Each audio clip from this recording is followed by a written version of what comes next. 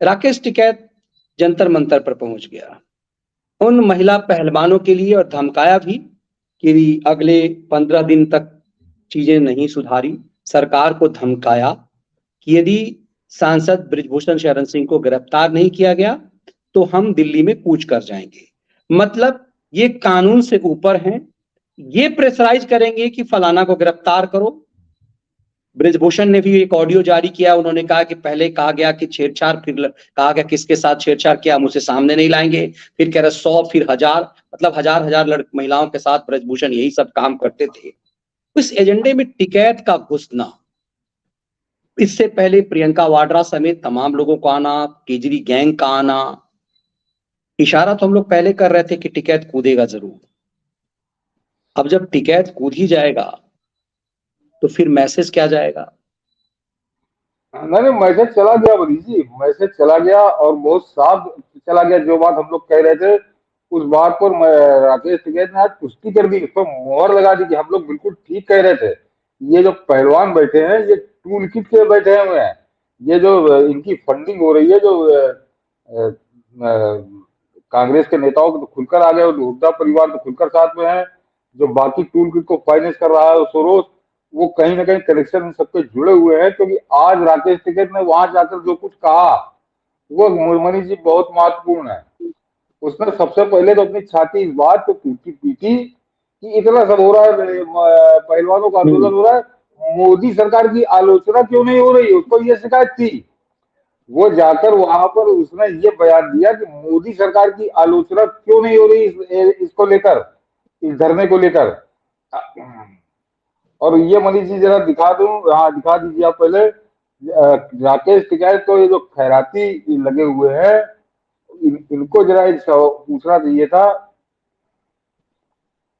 मोदी विरोध का अपना पेशा करने आज घड़ियाली आंसी बहाने जंतर मंतर पर पहुंचा टिकैत। ये आप उस रिपोर्ट के हवाले से दे रहे हैं कि किस तरह से टिकरी बॉर्डर पर किसान आंदोलन में शामिल लड़की के साथ रेप, 4 किसान नेता सहित 6 पर एफआईआर।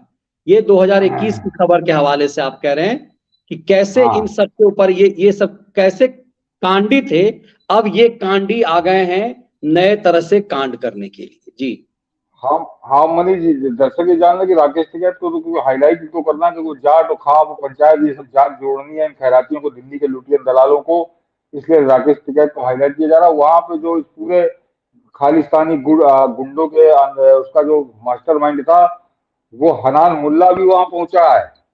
हनान मुल्ला वो कम्युनिस्ट पार्टी के लीडर है, संभवतः केरल या बंगाल से है वो, और वो भी वहां पहुंच गया है आज। और वहां पर जाके दोनों ने छाती इस बात पे पीटी, पहलवानों को इस बात पर एक तरह से धुतकारा कि तुम लोग प्रधानमंत्री मोदी की आलोचना क्यों नहीं कर रहे हो, ये इस तरह से काम नहीं। तो ये मोदी के खिलाफ जहर फैलाना है, जो सोरोस का एजेंडा है, जो आईएसआई का एजेंडा है। और उसी एजेंडे के तहत ये नौटंकी पहलवानों वाली हुई थी, इस पर हम लोग बहुत चर्चा कर चुके हैं।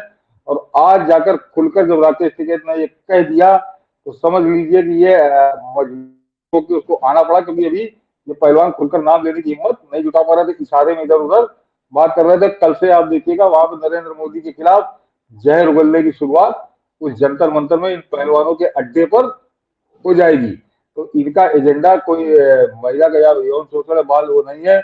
और ये अभी जो मनीष जी ने आपको खबर दिखाई ये मई 2021 की खबर है।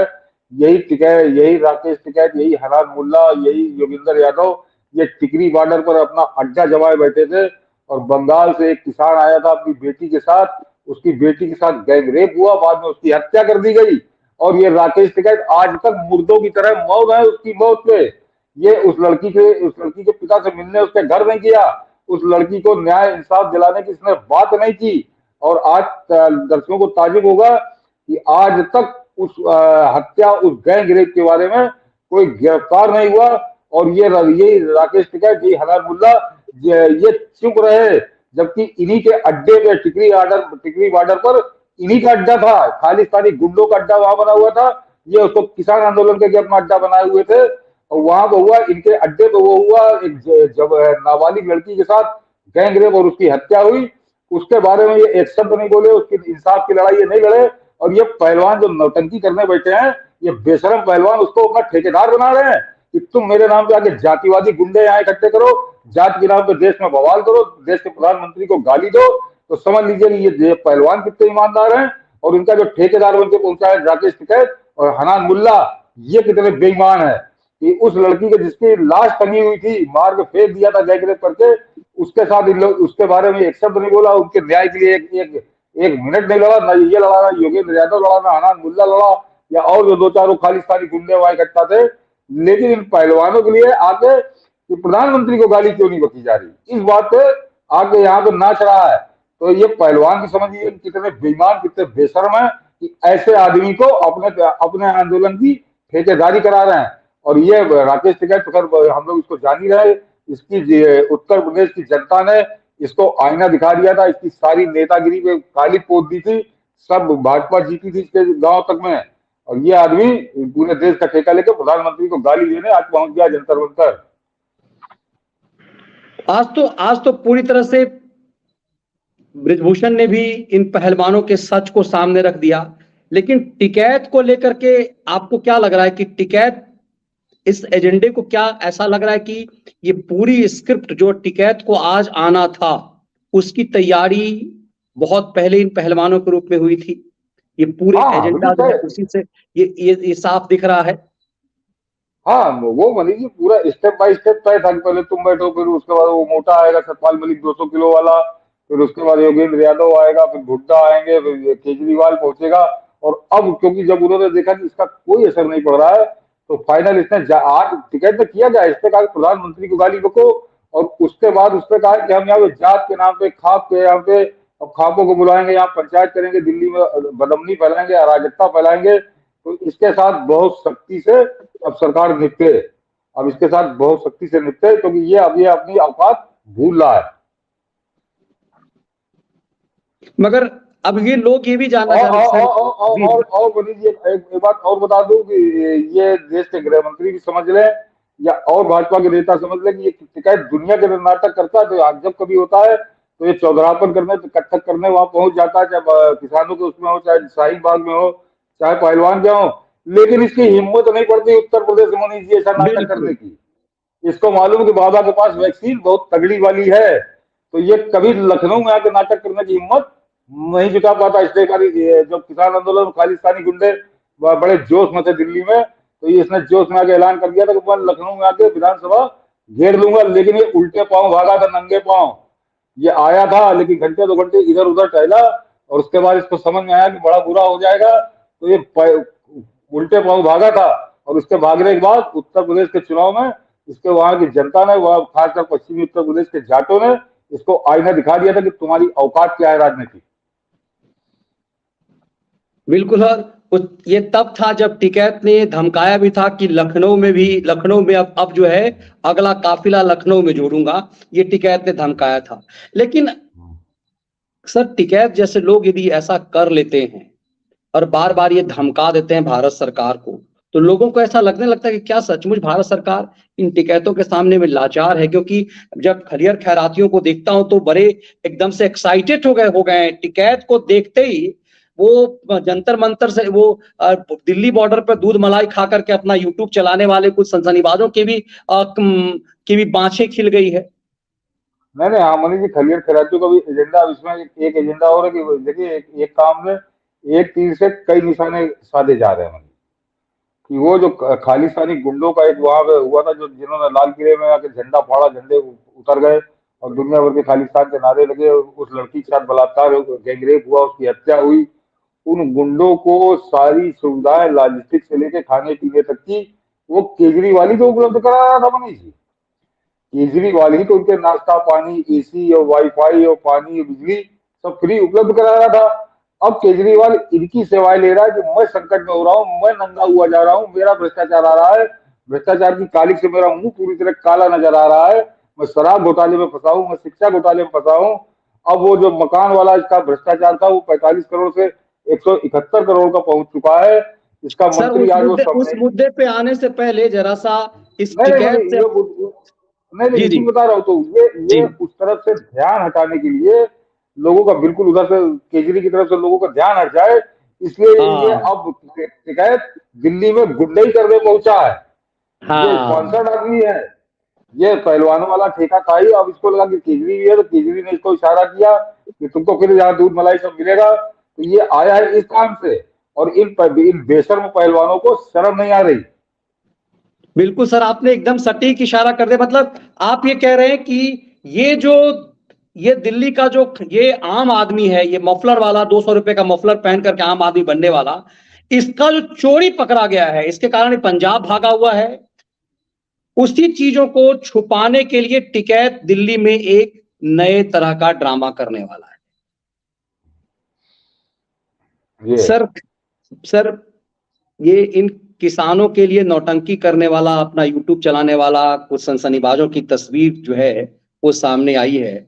और जरा देखिएगा कि ये मुझे समझ में नहीं कि भाग कौन रहा है, ये कौन है व्यक्ति, ये भाग क्यों रहा है, इसे कुछ पत्रकार पीछा कर रहे हैं। जरा आज क्या आगे तू आगे जाना, मेरे पीछे की उम्र है यार, क्या आगे जा वहां पे। अजी सर, हमसे इतनी क्या नाराजगी है? करते रहो रिकॉर्डिंग। सर मुझसे क्या नाराजगी, ये तो बताइए सर, कोर्ट में आना हुआ कैसा रहा? आज क्या कहा है? कोर्ट में पूछो सर, आप बता दीजिए सर, आप आए हैं, बताएंगे नहीं तो फिर कैसे चलेगा? थोड़े से कोर्ट में पूछो सर, इतना फेमस चेहरा आपका, हमारे चैनल पे भी दिखा दीजिए सर। सर इससे फायदा कुछ? सर अजीत सर,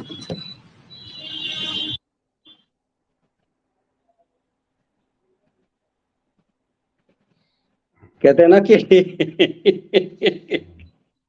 ये कोर्ट में पेशी किस लिए हुई है, लोग पहुंच ले कौन है ज्यादा। ये सब वो हैं जिस किसान आंदोलन से अपनी दुकान चलाने वाले लोग, ये सड़क छाप हो चुके हैं, सड़क पे दौड़ रहे थे, दूसरों का स्टिंग ऑपरेशन करते हैं, दूसरों के लिए कैमरे लेके भाग जाते हैं, लेकिन खुद कह रहे कोर्ट से पूछो। हर कोई कोर्ट से ही पूछ लेगा तो पत्रकारिता करने की क्या जरूरत है? क्यूज से तो पूछा ही जाता है सवाल। तो ये सब वो एजेंडाबाज हैं जो ना सिर्फ अब सड़क छाप हो रहे हैं सर, सड़कों पे दौड़ाए जा रहे हैं। नहीं मनीष जी, ये कितने इनका दोहरा दोगला चरित्र है।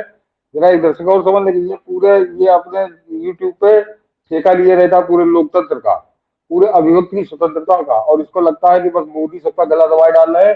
खासकर इसका पता नहीं कितनी जान है कि इसका गला नहीं दब रहा। ये खूब रात दिन सिवाय गाली बकरे कोई काम नहीं करता, सिवाय सफेद झूठ बोलने कोई काम नहीं करता। तो इसका मोदी पता नहीं क्यों नहीं रोक रहे इसको। और बाकी पूरे देश का ठेका लिया है कि अभिव्यक्ति की स्वतंत्रता मेरे ठेका मेरे पास, लोकतंत्र को रखने का ठेका मेरे पास। और ये इतना बेईमान आदमी है कि टाइम्स नाउ की वो जो नौजवान पत्रकार जिसको केजरीवाल ने पकड़ के बंद कर दिया जेल में, उसके बारे में मनीष जी ये एक शब्द नहीं बोला है अभी तक ये एक शब्द नहीं बोला है। तो ये सोच लीजिए कि किस तरह की दलाली करते हैं मोदी विरोध की दलाली करते हैं। अगर ये बड़ा पत्रकारिता का बड़ा वो होता धुरंधर, ये बड़ा अभिव्यक्ति की स्वतंत्रता का इसके बड़ा ठेका इसके पास होता, तो ये पहले दिन बोलता। लेकिन ये अभी तक नहीं बोला है, गूंगा बना हुआ है, जैसे ही कुछ हुआ ही नहीं। तो ये इस तरह से लोगों को गुमराह करते हैं। ये है वो जो हाथ मसलने वाला मनीष जी, साउथ के बाद वाला, उसकी आदत पड़ गई, ये पता नहीं कैसे कि वो किसी को नहीं याद आ रही है, सब एकदम शांत है।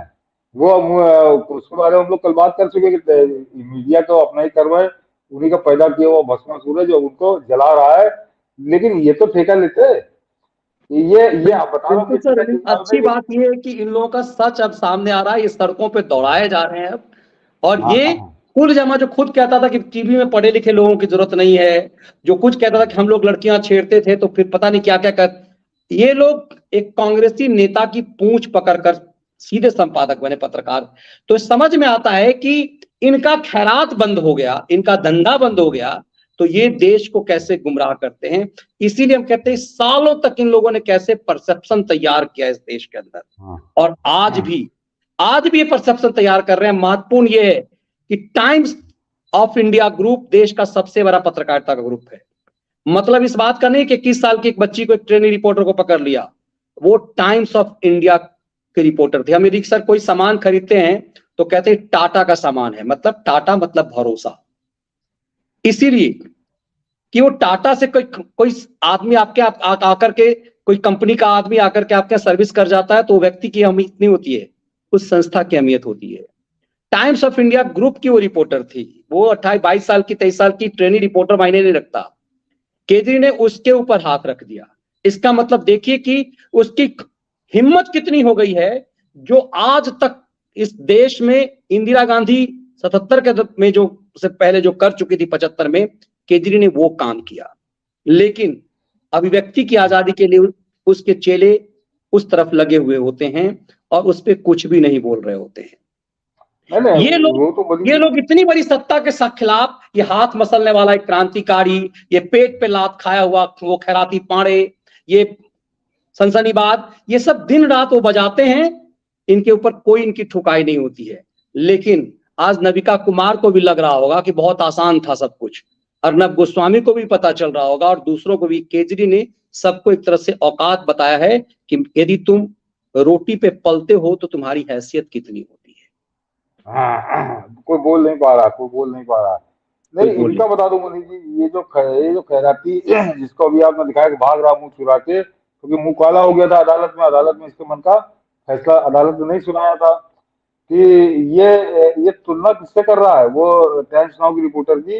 ये सारे जो मदरसा छाप लुटियन दिल्ली की एक मीडिया है, मदरसा मीडिया है, जो सिर्फ ठेका लिए नरेंद्र मोदी विरोध का, साहब वो सिद्दीक कप्पन को भी योगी बाबा ने बंद किया था। तो इनको याद दिला दो कि वो सिद्दीक कप्पन पत्रकार नहीं, वो पत्रकार के भेष में पीएफआई का एजेंट था और योगी बाबा ने पकड़ के उसको लठ भी बजे थे पुलिस के, और जब उसको पकड़ गिरफ्तार किया था तो महीनों तक उसकी जमानत नहीं हुई थी। ये दिल्ली के बड़े बड़े वकील जो मदरसा मीडिया के लिए खड़े होते हैं, वो जब खड़े हुए थे तो महीनों बाद उस सिद्दीक कप्पन को जमानत मिली थी, और अभी वो फिर जाएगा, बहुत लंबा जेल जाएगा। वो केरल से चल के हाथरस पहुंच गया था। उसकी तुलना उस लड़की से कर रहे हैं जिसको 1-2 घंटे भी पुलिस अपने कब्जे में नहीं रख सकी। तत्काल हाईकोर्ट ने उसको अंतरिम जमानत दे दी और कल उसकी पुलिस जमानत हो जाएगी। तो उससे ये जो है किस तरह से लोगों को गुमराह करते हैं। तो एक पीएफआई का एजेंट, पीएफआई का गुर्गा, पीएफआई का आतंकी, यही कह के पकड़ा था योगी बाबा ने, और महीनों तक उसको जमानत नहीं मिली थी, महीनों उसने जेल की रोटी तोड़ी है। क्यों नहीं छूट गया था? जैसे इस लड़की को कुछ घंटे में उसकी जमानत हो जाती, उसके खिलाफ इतने गहरे सबूत थे, वो पीएफआई का एजेंट था। उस पीएफआई के एजेंट के लिए ये उस लड़की की बहाने आज भी ये दिल्ली की मदरसा मीडिया जो है ये अपनी छाती पीट रही है। सिद्दीक कप्पन के साथ भी ये हुआ था, अभी सिद्दीक कप्पन के साथ हुआ नहीं था, सिद्दीक कप्पन के साथ अभी और होगा, क्योंकि अभी योगी बाबा है यहाँ पे। वो कह चुके हैं धर्म चक्र चल रहा, नाश होगा सबका। बिल्कुल सर। मेरे ख्याल से कनाडा से हैं सुब्रजीत दास जी, आपको नमस्कार भेज रहे हैं। आप दोनों महानुभावों को साधुवाद, बहुत बहुत धन्यवाद, बहुत आभार आप सबका। मुझे अच्छा ये लगता है कि 7 समंदर पार भारत के कई पुत्र जो हैं इतनी चिंतित होते हैं। कई बार ऐसा लगता है कि हमारे और आपसे ज्यादा चिंतित अपने देश के लिए होते हैं। कई लोग तो नागरिकता ले चुके हुए हैं 2-2 पीढ़ी से, उनसे जब टेलीफोन पे बात होती है तो लगता है कि हम और आप ये भ्रम में सोचते थे, और एक मानसिकता जो कि बाहर चले गए। मैं अक्सर जिक्र करता हूं, कई बार लगता है कि बीच बदले दौर में इन एनआरआईओं की जो अपने देश के प्रति संवेदना जगी है, भले ही वो अपने रोजगार के चक्कर में वो बाहर चले गए हों, लेकिन उनकी संवेदना, उनका स्नेह, उनकी चिंता कर्नाटक को लेकर के, अब भले वो किसी दूसरे राज्य को हों, लेकिन उन सब की पीड़ा हमेशा अपने मातृभूमि के लिए होती है। और इसीलिए हमारे और आपके शो को वो बड़ी सक्रियता से देख रहे होते हैं सर।